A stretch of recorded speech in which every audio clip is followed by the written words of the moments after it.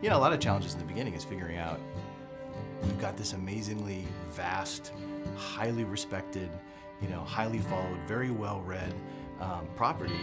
How do you bring that to a game and do it justice? There are so many different things within the books that were clearly had to be a certain way. There was so much strife about whether we were going to do Tom Bombadil at all, and the conversation about, well, Tom Bombadil wasn't in the movies, and there's a reason why it was cut. We had a very strong belief on what we thought was going to make this story great.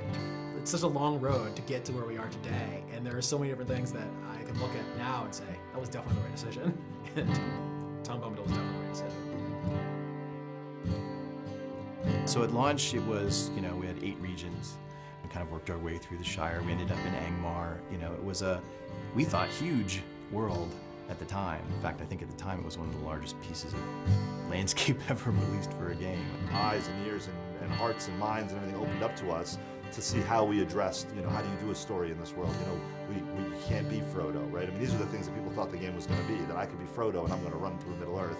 You know, we had to get them to understand what our take was, that we were allowing you to tell your own story within Tolkien's story. Our goal was, this has to look unlike any place that anybody's ever been in an MMO, right? And hopefully also in an RPG, because when you read about Moria, it's this big, huge, giant, expansive, cavernous place. The idea was to use, to make it a landscape space with not one, but 2 separate height maps. So there'd be a height map for the floor and then a height map for the ceiling. That was something we'd never done before, doing the vast landscapey interior dungeon.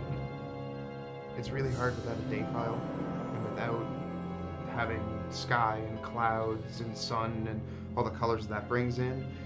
And you could have 2 stretches that have the same grass pattern, the same little huts, and you swap out sunny blue sky for crazy red, green, shimmery, evil thing, and it totally changes the look and feel. Not having that in Moria, it was much more challenging, yeah.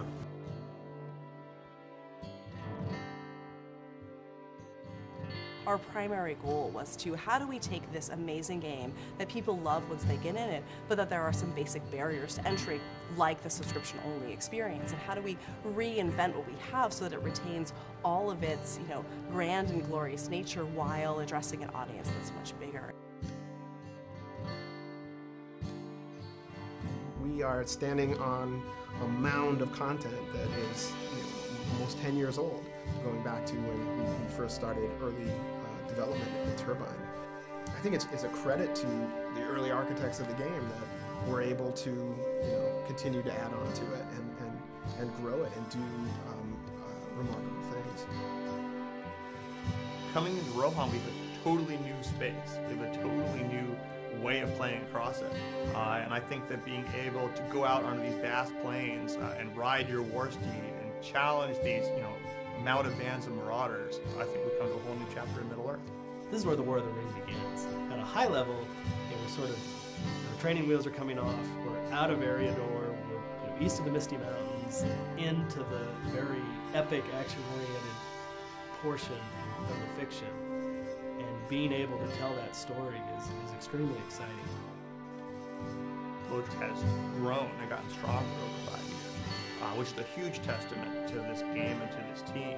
You know, the team has grown, the game has grown. We're not slowing down, if anything, we're speeding up. It's going to be a fantastic 2012.